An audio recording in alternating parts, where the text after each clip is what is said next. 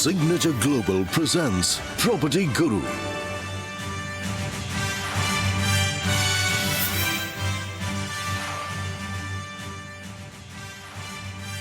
Hello, welcome and बहुत बहुत स्वागत है आपका सीएनबीसी आवाज पर। आप देख रहे हैं property Guru presented by signature global और आपके साथ मैं हूं आपका दोस्त, आपका मित्र, आपका होस्ट विपिन भट्ट लेकर एक बार फिर से हाजिर है प्रॉपर्टी गुरु का ये ताज़ा तरीन एपिसोड, जहां पर आपके ढेर सारे सवाल हैं, ढेर सारी बातें हैं, प्रॉपर्टी मार्केट का ताज़ा हाल है और इसके अलावा भी बहुत कुछ। और ये सारी बातचीत करने के लिए आज हमारे साथ जुड़ रहे हैं एक खास मेहमान, हमारे प्रॉपर्टी गुरु प्रॉपर्टी स्टोरी के को फाउंडर आशीष महाजन। आशीष जी, बहुत बहुत स्वागत है आपका। तो ढेर सारी बातें करेंगे आपके साथ, दर्शकों के सवाल इनफैक्ट होंगे ही होंगे लेकिन वो सब कुछ करें उससे पहले एक छोटा सा सिनॉप्सिस प्रॉपर्टी बाजार का ताजा हाल। हम एक्सपेक्ट करते आ रहे हैं कुछ टाइम से कि real estate market, residential market एक अपस्विंग में रही है और उसके कारण बिजनेसेस का कॉन्फिडेंस, डेवलपर्स का कॉन्फिडेंस काफी ज्यादा रहा, तो उन्होंने काफी लैंड्स एक्वायर किए हैं। और रियल एस्टेट बिजनेस को बढ़ाने के लिए, आपके नंबर्स को बढ़ाने के लिए आपको प्रोजेक्ट लॉन्च करने होते हैं। तो अक्रॉस द कंट्री जिन मार्केट्स में थोड़ी टाइटनेस भी थी सप्लाई के हिसाब से, तो आई थिंक सप्लाई काफी तेजी से बढ़ी है। इनफैक्ट अगर न्यूज आर्टिकल्स वगैरह भी, अगर हम रिसर्च रिपोर्ट्स वगैरह भी अगर फॉलो करें, तो उससे यही पता लग रहा है कि थोड़ी सप्लाई ज्यादा है और एब्जॉर्प्शन अब कम होने लगी है, जबकि 1.5 साल पहले ये उल्टा था।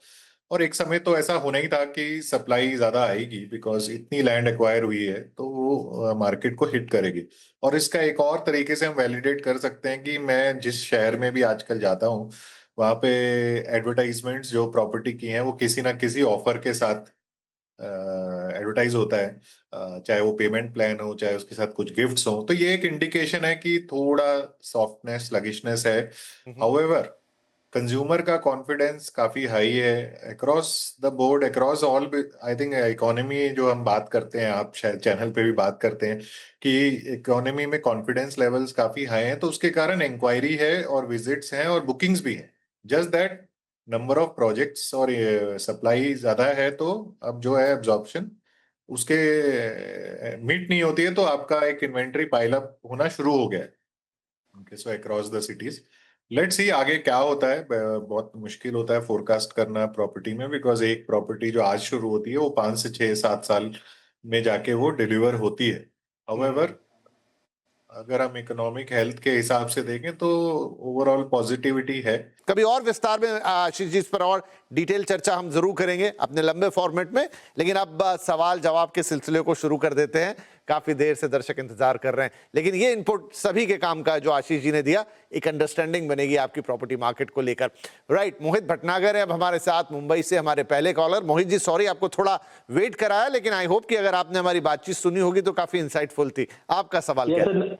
यस सर, नथिंग सर, नमस्कार सर। सर एक्चुअली मेरा दो मैंने ऑप्शन शॉर्ट लिस्टेड किए हैं। एक है अंधेरी वेस्ट में, डेल्टा मेडोज का है ये प्रोजेक्ट है, ये located in Andheri west, JP road, और ये अपना आजाद नगर मेट्रो स्टेशन के पास में है सर, जो very close to the Azad Nagar metro station. 2 BHK है, इसका कारपेट है वो 541 square feet, and all in price इसका 1.9 CR आ रहा है सर। ठीक है, ये 2 BHK का प्रोजेक्ट। एक रणवीर हाइट्स करके निको का प्रोजेक्ट है गोरेगांव, वो 628 का कारपेट है, एंड उसका भी ऑल इन प्राइस अराउंड 1.87 आ रहा है सर CR।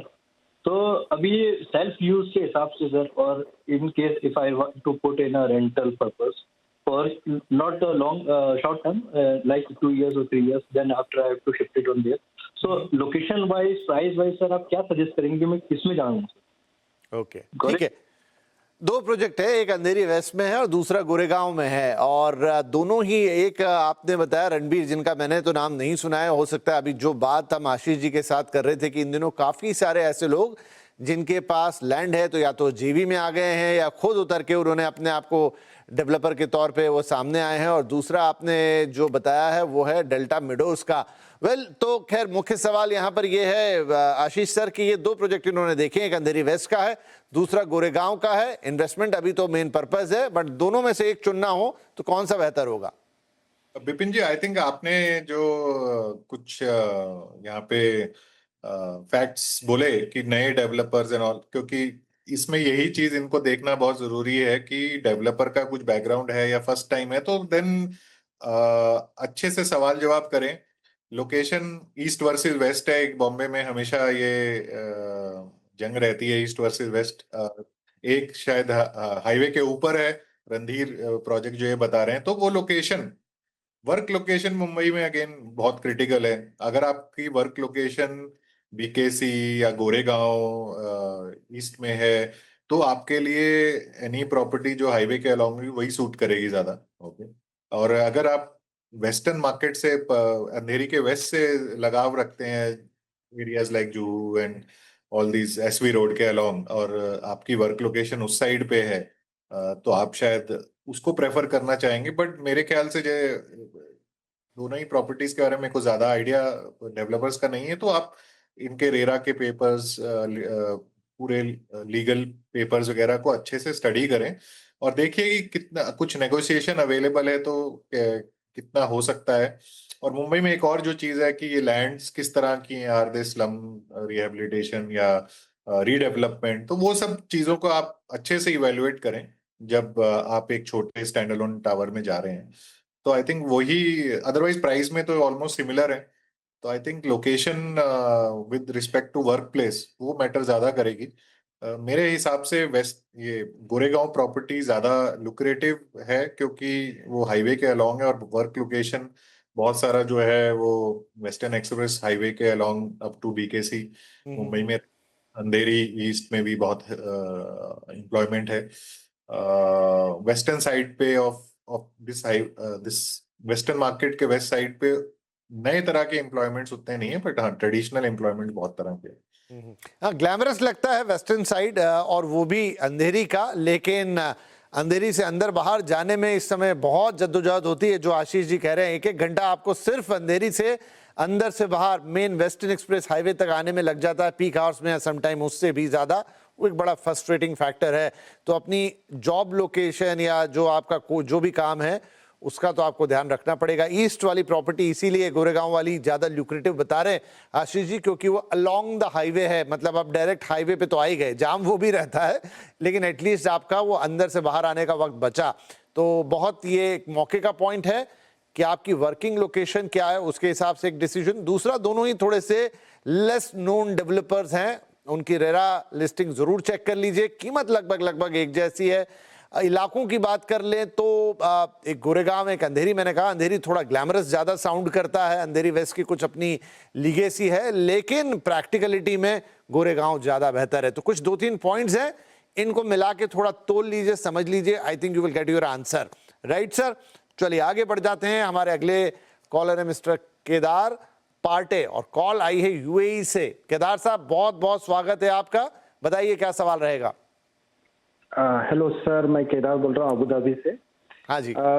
मैंने 2023 दिसंबर में एक प्रॉपर्टी खरीदी है पूना में, जिसका नाम है Godrej emerald waters, Pimpri Pune. Okay. ये एक 3 BHK है और इसका कारपेट है 1110 स्क्वायर फीट, 25th फ्लोर पे है, और इसमें मैंने 2 कवर्ड पार्किंग लिए है इसके साथ। और इसका जो करंट प्राइस है इस कॉन्फ़िगरेशन का, वो तकरीबन क्या होना चाहिए, और जब पोजीशन आएगा अर्ली 2029 में, जो कि रेरा और बाकी सब प्रोग्रेस के हिसाब से है, तो उस टाइम पे इसकी क्या वैल्यूएशन होगी, ये मेरा सवाल है। तो केदार साहब, अब आपने कहा कि करंट प्राइस आपको जानना है, 1.6 CR आपने ली है, तो ये कब की बात है?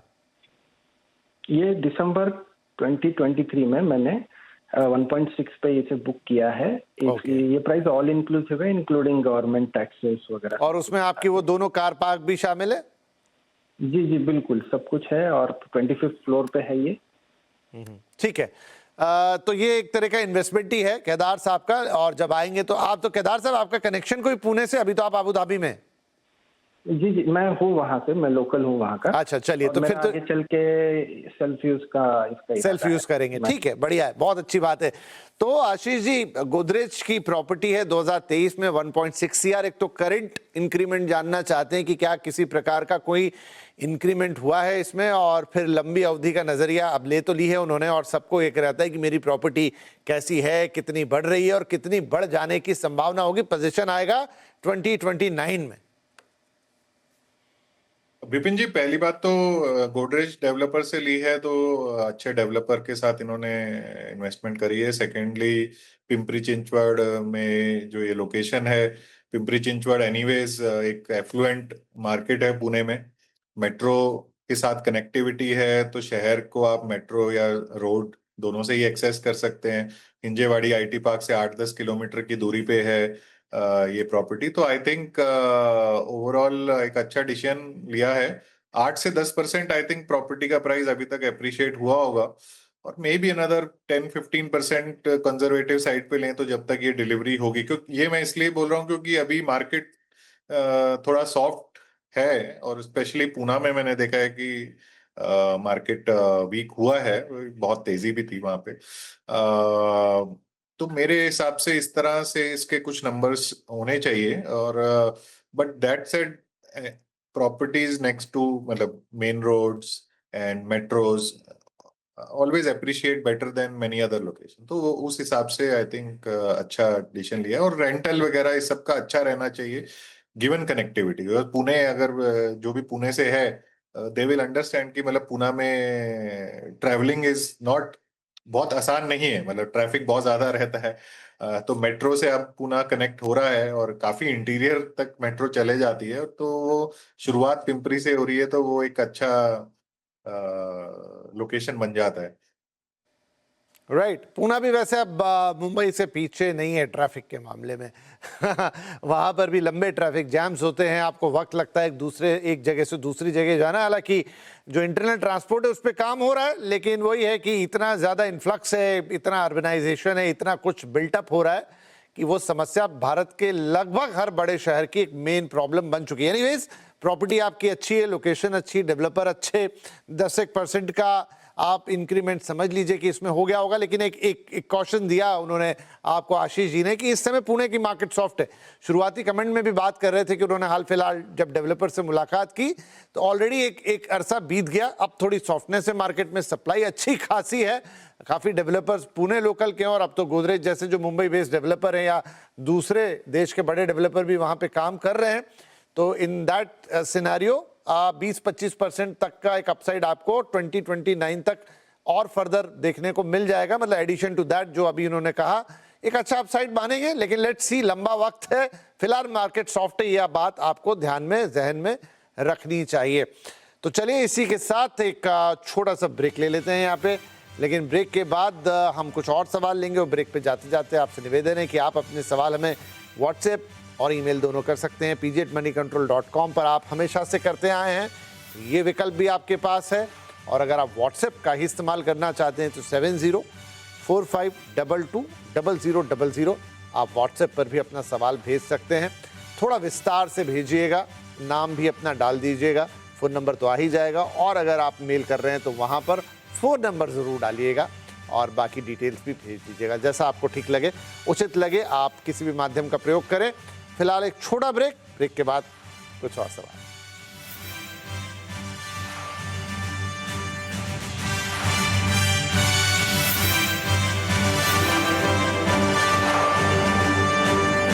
Signature Global presents Property Guru.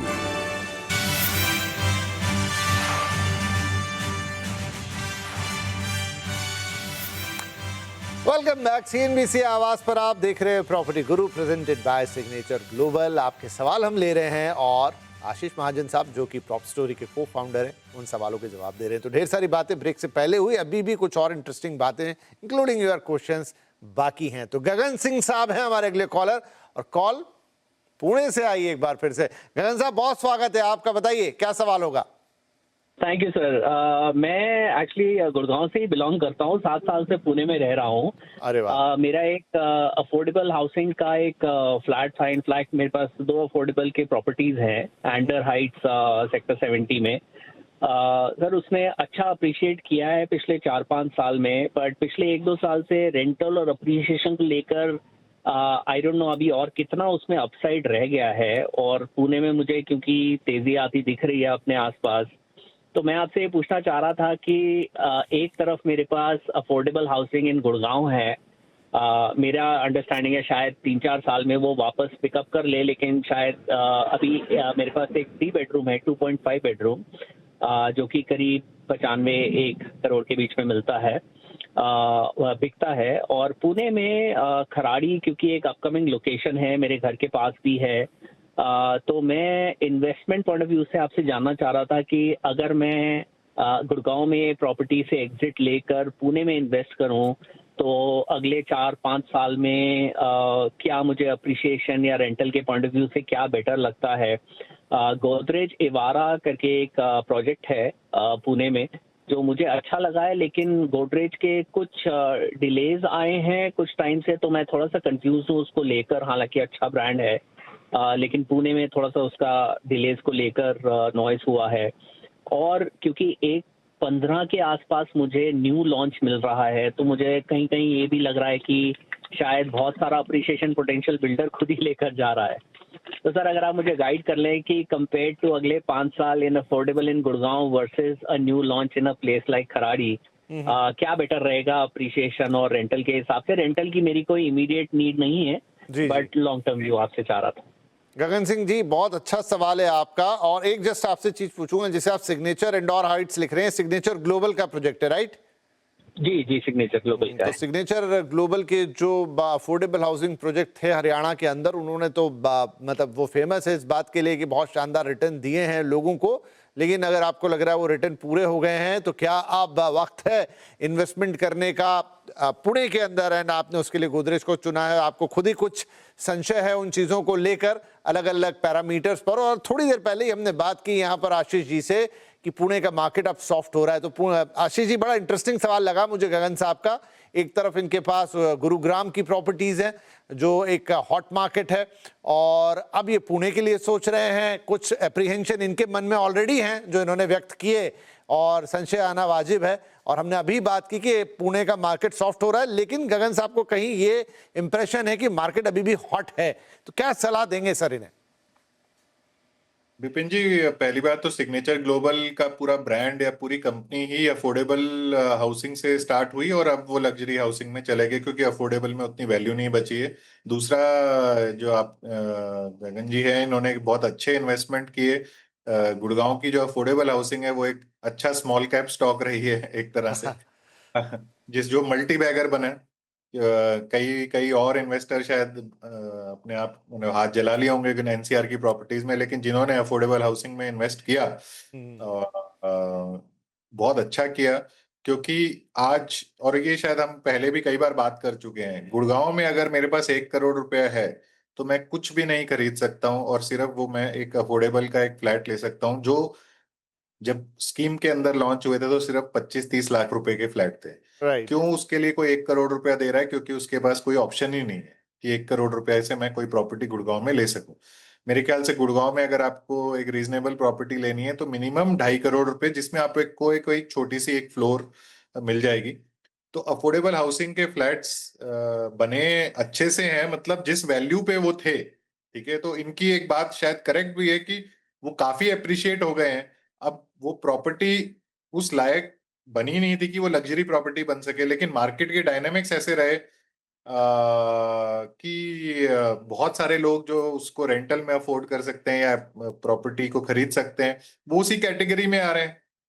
तो वो उसको 5 लाख ऊपर नीचे करके ट्रेड करते आते आते आते वो ये बता रहे हैं 1 करोड़ रुपए की। मैं कह रहा हूँ 1 करोड़ तो अफोर्डेबल है ही नहीं, ठीक है। लेकिन एक ऐसा शहर जहाँ पे और कुछ आपको नहीं मिल सकता, अनलाइक कि मैं 100 किलोमीटर दूर से ट्रेन से आ सकता हूँ या कुछ ऐसा कुछ नहीं है दिल्ली एनसीआर में। तो ये प्रॉपर्टीज तो हमेशा डिमांड में रहेंगी, अगर एप्रिसिएशन रुकेगा तो रेंटल इसका बढ़ता जाएगा। कंक्लूड गगन जी के लिए ये कर देते हैं कि देखिए गगन जी, अब आपने जो इन्वेस्टमेंट कर दी गुरुग्राम में और जैसे मार्केट के डायनामिक्स बदले, अब वो अपने आप में एक गोल्ड माइन जैसा हो गया कि आपको उसकी कीमत मिलेगी। आशीष जी कह रहे हैं कि रेंटल तो बहुत अच्छा मिलना ही मिलना है, एप्रिसिएशन की रफ्तार हो सकता है धीमी हो जाए, लेकिन बाकी जो अवेलेबिलिटी है, लोगों को गुरुग्राम में रहना भी है, सब कुछ है, तो एप्रिसिएशन भी उसका रुकने नहीं वाला है। अब आप कहें कि उसको छोड़ूं और पुणे में आऊं, पुणे में अगर आप परमानेंटली रहने वाले हैं तो एक अलग बात है। बाकी ऐसा नहीं है कि आप मार्केट सॉफ्ट है, लेकिन एक धीमी रफ्तार से चलेगा। थोड़ा सा ये डाइकोटमी आएगी, यहाँ पर थोड़ी सी दुविधा आएगी आपको मन में कि क्या करे और क्या ना करे, और है भी कोई एक उत्तर उसके लिए परफेक्ट नहीं हो सकता। दोनों तराजू आपको धीरे धीरे तोलने होंगे, कोई थोड़ा इधर झुकेगा, कोई थोड़ा उधर, लेकिन बहुत सारी व्यक्तिगत चीजें जो आपको ही पता है, इतनी हम टीवी पे बात नहीं कर पाएंगे, वो अगर आप सब देख लो, फाइनल डेस्टिनेशन क्या होना है, बाकी घर परिवार किधर है, आप मूल रूप से कहाँ किस जगह को बिलोंग करते हो, अकॉर्डिंगली आप एक डिसीजन ले लेना। बाकी गुरुग्राम की प्रॉपर्टी और खासतौर पे जिसकी आप बात कर रहे हैं वो, और पुणे में जिस इन्वेस्टमेंट की आप बात कर रहे हैं वो, उन दोनों में क्या अंतर है वो हमने आपको एक्सप्लेन कर दिया, राइट। और इसी के साथ काफी लंबी बातचीत हो गई, वक्त का पता नहीं चला, लेकिन वक्त हो गया है समाप्त। बहुत बहुत धन्यवाद आशीष जी, आपने वक्त निकाला, डिटेल में आज हमारे दर्शकों से इतनी बातचीत की और उनके सवालों के जवाब दिए और हमसे ये सारा सब कुछ शेयर किया। और सभी दर्शकों का भी बहुत बहुत शुक्रिया। अपने सवाल हमें यूं ही भेजते रहिए pg@moneycontrol.com पे, साथ ही आप हमें व्हाट्सएप भी कर सकते हैं, नंबर आपके सामने है, तो दोनों ही माध्यम से जो अच्छा लगे भेजिए, हम आपके सवालों के जवाब देने में खुशी महसूस करेंगे। इस हफ्ते के लिए इतना ही, अगले हफ्ते मुलाकात होनी है, तब तक के लिए नमस्कार।